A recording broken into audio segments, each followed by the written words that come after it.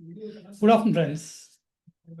Continuing in our financial planning video series, today I wanted to explain the power of compounding with very simple examples which you can see for yourself. Say you are doing an SIP, as SIP is a very easy instrument and everybody understands this better thanks to 26,000 crore SIP book size which is done across India by retail investors. See, whenever you are investing in a long-term goal, you should always look at how much I can get if I stay invested for a longer time. Say, for example, you do a SIP for 10 years, your capital can become 2 times. And if you do the same SIP for 15 years, the capital can become somewhere close to 2.5 to 3 times. But if it is for 28 years, it can become 4 times. And if it is for 30 years, it can become 10x. And this all with a very conservative estimate of 12% compounded annualized growth rate, which you have taken.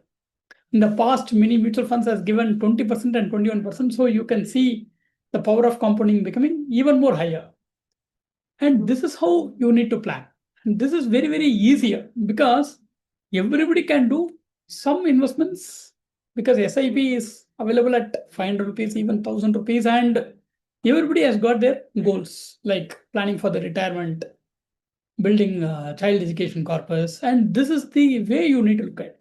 If a child is born and she has got another 20 years for his higher education, you should plan in such a way that how much of the corpus I need to know. You should also look at the educational inflation because investment alone does not compound.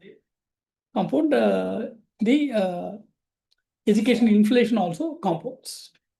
So this thing is not available in any of the other instruments. Something like conservative investments, which gives you a return in the range of 7 to 8%. You always get a return, but it cannot beat inflation over a long period of time. So the table which I given you will make you to understand the power of compounding. And one beautiful thing about investment is that a systematic withdrawal plan, which I've been advocating to all my investors who have retired, and whatever corpus they have created, we do a systematic withdrawal at 6% of the corpus. Because by doing only 6% on the corpus, I'm ensuring that their growth is not being curtailed and it also grows. The power of compounding works there also.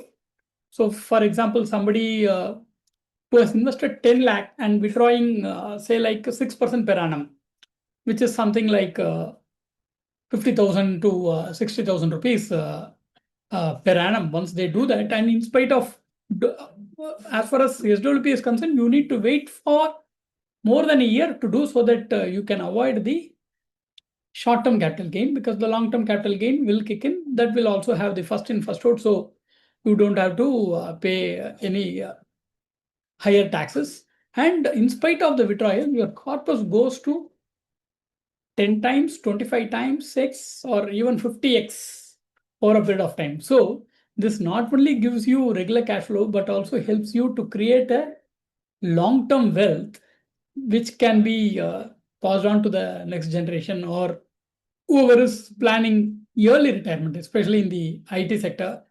They need to invest this and they can have a regular cash flow for a much longer period of time. So I would like to give you this data point where how the systematic withdrawal plan worked in some of the well-diversified equity funds.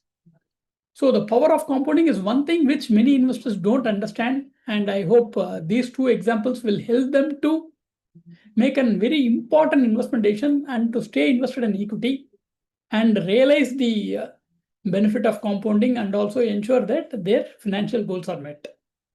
Thank you.